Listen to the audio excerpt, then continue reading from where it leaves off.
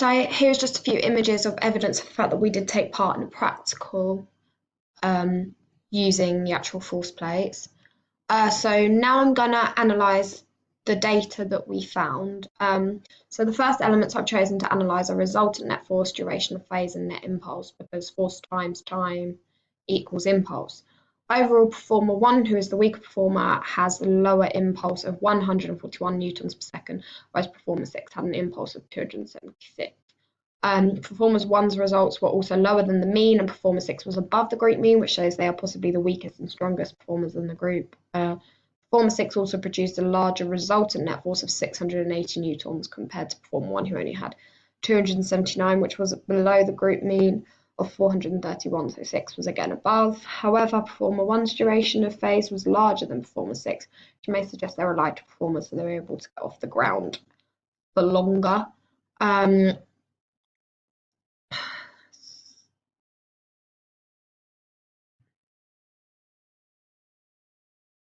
As performer 1's duration was phase was 0.504 seconds, and performer 6 was 0.405.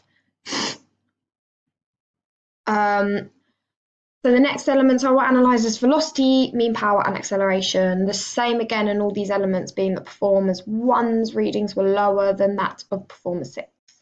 The results for performer 1 were all below the group mean, and performer 6 they were all above. As performer 1's power was lower, it was 644.11.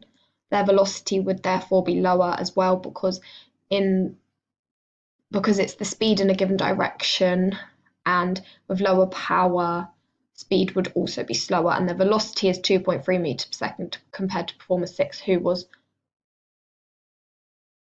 2,329.75 watts, and their velocity was 3.4 meters per second.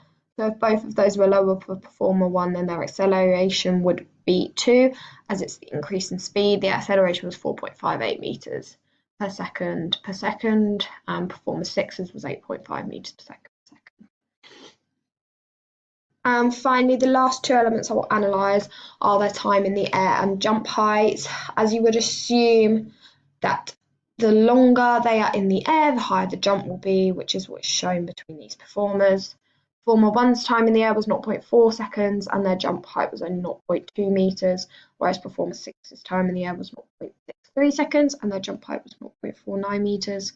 Again, with performer 1 being lower than the mean, performer 6 being above the mean, the group mean was 0.51 seconds, and the mean jump height was 0.32 meters.